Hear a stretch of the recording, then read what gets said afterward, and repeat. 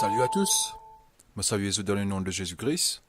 C'est nos première vidéo de défense chrétienne de l'île Maurice. Notre petit groupe y existait depuis quelque temps déjà. Alors, pourquoi défense chrétienne de l'île Maurice? Tout simplement parce qu'il n'y a aucune défense si il y a une attaque. La présence d'une défense indique nous qu'il y a une attaque. Et l'attaque contre la chrétienté finit en aller de nombreuses fois. Quand nous disons chrétienté, nous ne pouvons pas dire une religion spécifique ou une dénomination spécifique. Nous pouvons causer la doctrine chrétienne. Et la Bible dit nous dans 1 Pierre 3,15, « Mais sanctifiez dans vos cœurs Christ, le Seigneur, étant toujours prêt à vous défendre avec douceur et respect, devant quiconque vous demande raison de l'espérance qui est en vous. » Il fait partie de la croyance chrétienne. C'est nos rôles en tant que disciples de Jésus-Christ pour défendre nous la foi. Oui, avec douceur et respect. Pareil comme il dit dans Ephésiens 6,12, car nous n'avons pas à lutter contre la chair et le sang. Nous la lutte n'est pas physique, mais elle est intellectuelle et spirituelle. Alors, nos sujets, comment je trouve en image statique en début de sa vidéo là, et comment le titre le dire, nous pouvons get ensemble un matériel qui peut distribuer lors la place d'Homme à Paris le 25 novembre 2017. Alors, un petit flashback dans ce jour-là. Pour ceux qui partent dans les barrages, il y a pas mal de mouvements dans la place d'Homme, et le slogan de ce mouvement-là, c'est « Mauriciens, ensemble, nous plus fort ». Mais malheureusement, le slogan, c'était un trompe-œil. Car en réalité, le groupe derrière ce mouvement-là, tu peux faire ce dawa. Pour les chrétiens qui ne connaissent pas qui était ça le dawa, c'est l'équivalent de l'évangélisation. En quelques mots, invite quelqu'un à l'islam. Alors, comment le dire? Il est clair qu'il est pamphlet qui peut distribuer si loin de là pour consolider la nation mauricienne. Pourquoi? Parce que ce qui fait de nous Mauriciens, c'est que peu importe qui nous étions, blancs, noirs, jaunes, chrétiens, musulmans, hindous, homosexuels, saints, pécheurs, peu importe qui nous étions, nous Mauriciens nous choisissons pour vivre en l'unité malgré nos différences. C'est ça la beauté du mauricianisme. Quand nous sommes grands-parents, tu peux vivre en paix dans une communauté bien diverse. Mais ce n'est pas le fait de prier une seule divinité qui fait de nous être mauriciens. Peut-être que c'est un critère pour faire nous être mauriciens chrétiens ou mauriciens musulmans, etc. Mais la vie d'un mauricien est définie par une caractéristique que plusieurs communautés vivent en paix l'eau l'île. Alors, quoique le slogan de ce jour-là, c'était une tactique de ruse, le problème vient plus dans la déformation de l'évangile, la Bible. Déjà au départ même, les bons qui nous comprennent affaires. C'est vrai qu'il y en a beaucoup de croyances qui dépendent ou suivent la Bible. Mais qu'une religion ou une dénomination suive la Bible ne veut pas forcément dire qu'ils sont chrétiens. Chrétien vient du mot Christ, pareil comme un Mauricien vient du mot Maurice. Et chrétien, c'est ceux qui croient et qui suivent le Christ seulement. Et c'est tout cela que nous guettons en détail dans cette série de vidéos que nous faisons là. Les malheureux aussi qui c'est une discussion en dénomination chrétienne parfois qui crée arguments sur un groupe qui derrière tous les pamphlets que nous pourrons adresser dans nos vidéos. Mais bon. Nous pouvons commencer par deux petits pamphlets, vrais ou faussetés, signés CDD, sans de documentation et de dialogue, qui étaient distribués quelques années de cela, et aussi le 25 novembre 2017. D'après le titre et le contenu de ce pamphlet-là, nous comprenons que l'auteur peut envie attirer notre attention, qui nous peut vivre dans une fausseté, parce que selon l'auteur de ce pamphlet-là, nos croyances et nous vivent dans une façon, et nous pouvons vivre dans une autre façon. Alors, laissons nous ce pamphlet-là ensemble. Comment se trouver pamphlet-là où il est démontré que plusieurs des chrétiens mettent l'emphase sur le fait qu'il y a un seul bon Dieu. Mais la chrétienté, tout à fait en lien avec ça. Mais c'est vrai qu'il y a beaucoup de monde ignorant de la doctrine chrétienne, me dis bien de la doctrine chrétienne, car nous, défense chrétienne de l'île Maurice, nous pas là pour défendre une religion ou une dénomination, mais la doctrine chrétienne. Alors, beaucoup de monde ignorant de la doctrine chrétienne croient que les chrétiens priaient trois bons dieux. Mais c'est faux. Et si vous croyez là-dedans, il n'a l'air pour que vous arrêtez d'embêter par toute qualité du monde et vous guettez la vérité pour vous-même. Maintenant, suivez ça. Il n'y a aucune place que la Bible enseigne nous qu'il y a trois bons dieux. Il n'y a aucune place dans la Bible. Mais il y a des gens qui lisent la Bible sans comprendre et disent sa propre conclusion qu'il a tirée lit. Donc, si sa propre conclusion dit qu'il y a cinq bons dieux, c'est ça qu'il est pour enseigner. Et c'est ça qu'il est pour enseigner tout le monde. Même Paul, qui souvent pointé du doigt par certains musulmans, dit dans deux places dans la Bible, Éphésiens 4, 6, et dans 1 Timothée 2, 5, qu'il y en a un seul bon Dieu. La Bible enseigne nous qu'il y a un bon Dieu là. Il y en a 3 attributs sous lesquels il présente lui. Le Père, le Fils, le Saint-Esprit. Pas 3 bons dieux. Un seul bon Dieu, 3 attributs. Nous pouvons voir beaucoup plus en détail là dans nos prochaines vidéos. Concernant l'idolâtrie, dans le pamphlet distribué le 25 novembre, l'auteur y met Exode 24. Tu ne feras point d'image taillée, ni des représentations quelconques des choses qui sont en haut dans les cieux et qui sont en bas sur la terre, et qui sont dans les eaux plus bas que la terre. En ce qui concerne la défense chrétienne de l'île Maurice, la chrétienté est tout à fait en ligne au sa verset-là. Puis, dans le même pamphlet, l'auteur cause le jeu du hasard. En vérité, chers amis, Genèse 3.19, cause la malédiction qui tombe le ban hommes et qui ont gagné du pain quotidien aux autres la sueur seulement. Mais, majorité du monde qui joue le tout, pas fait pour manger du pain quotidien, n'est-ce pas? Mais pour gagner la vie meilleure. En vérité, chers amis, c'est pas que la chrétienté contre le jeu du hasard, mais la chrétienté contre tout ce qui est du hasard. Parce qu'il n'en est pas arrivé par hasard. Un fruit qui s'appelle au pied d'y tomber, n'est pas tombé par hasard. Mais il y a plusieurs raisons qu'une fruit est tombé. Pareillement, la bénédiction qui a gagné, c'est pas le fruit du hasard, mais la grâce bon Dieu. Puis, on fait la cause de boisson alcoolisée. Et c'est pour remarquer qu'il verset qui tiré de l'hindouisme et du Coran, dit que touche à l'alcool, c'est un péché. Mais qu'est-ce ce que la Bible dit, les dieux selon verset qui l'auteur du pamphlet mettait. Ne vous enivrez pas de vin. Je pourrais remarquer que la Bible peut dire ne buvez pas de vin.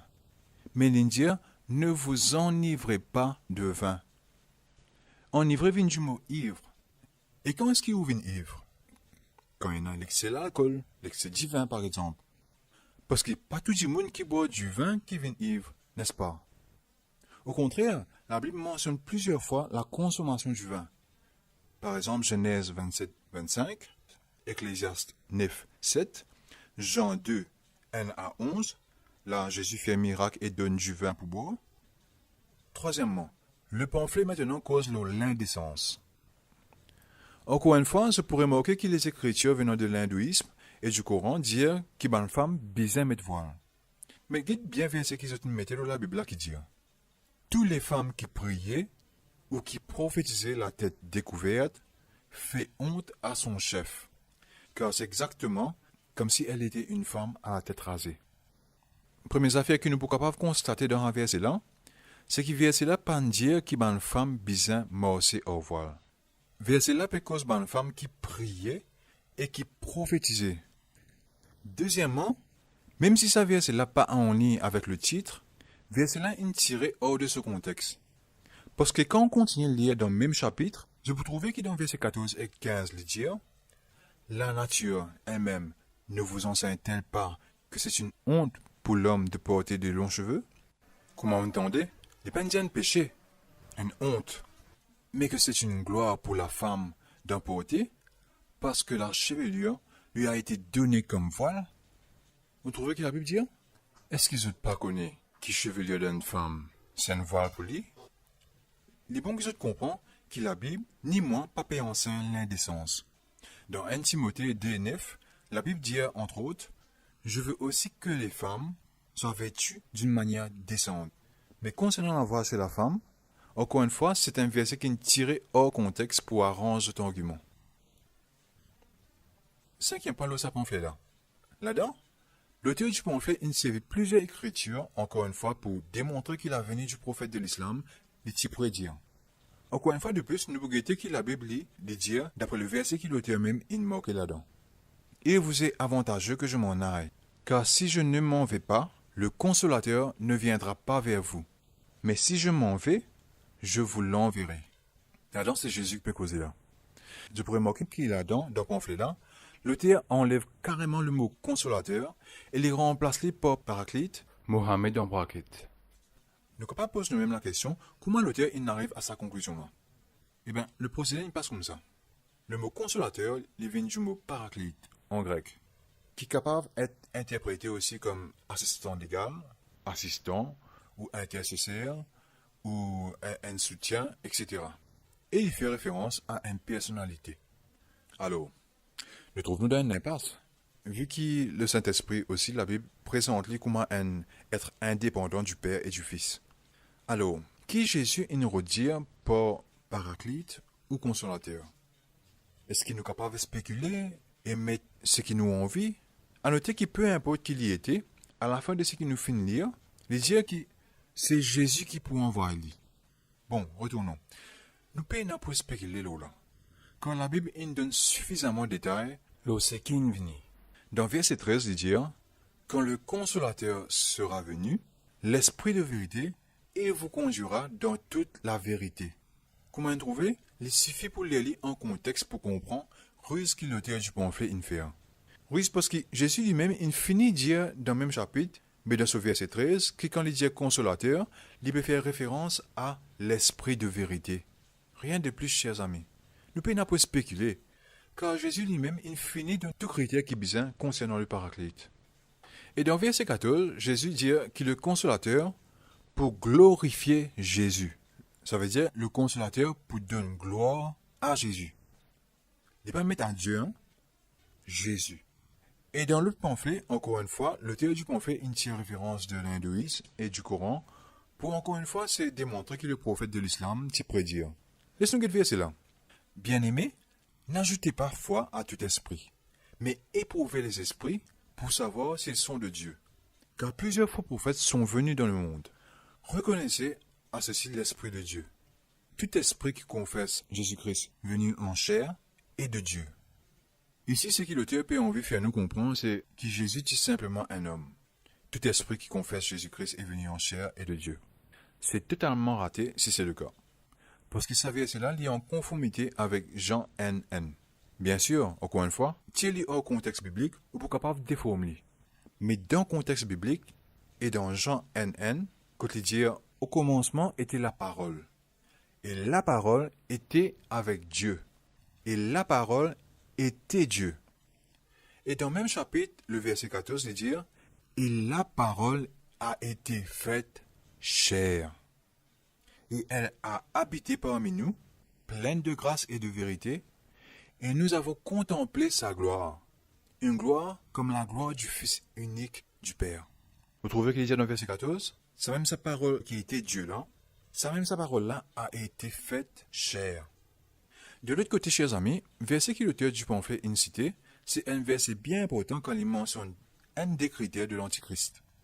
Mais merci Seigneur qu'il n'est pas le seul, parce qu'il n'a pas gagné assez d'informations sur l'Antichrist d'après sa verset-là. Mais l'autre verset qui s'enlobe à sa verset cité dans le pamphlet-là, c'est 1 Jean 2, 22. Là-dedans, il dit « Qui est menteur? Sinon celui qui nie que Jésus est le Christ. Celui-là est l'Antichrist, qui nie le Père et le Fils. » On trouve critère l'Antichrist là? Celui-là est l'Antichrist, qui nie le Père et le Fils. Voilà l'autre critère, l'Antichrist, chers amis. En d'autres mots, c'est un démon qui dit qu'il concède papa garçon pas exister, parce qu'il bon Dieu, il n'est pas un papa. Ça, il vient de l'Antichrist. À ce là, qui croyance qui dit ça, chers amis?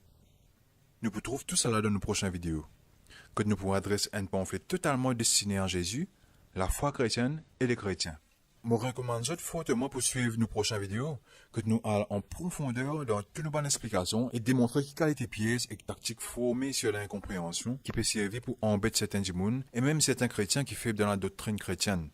Pour analyser ce pamphlet-là, nous pouvons considérer à la fois la Bible et le Coran, pareil comme l'auteur de ce pamphlet-là de faire, et il peut aussi être une occasion pour analyser la véracité du Coran face à l'écriture biblique, vu que le Coran vient environ 700 ans après Jésus par le prophète de l'islam. Chers amis, je aussi profite du moment pour exhorter pour investir dans l'église de demain, c'est-à-dire nous bandes jeunes. De nos jours, beaucoup l'église investit dans l'audiovisuel, par exemple, qui est utile. Mais rappelez les autres frères et sœurs, tous nos investissements matériels, les vaines, si le malin peut détruire l'église de demain. Alors, investissez dans l'église de demain.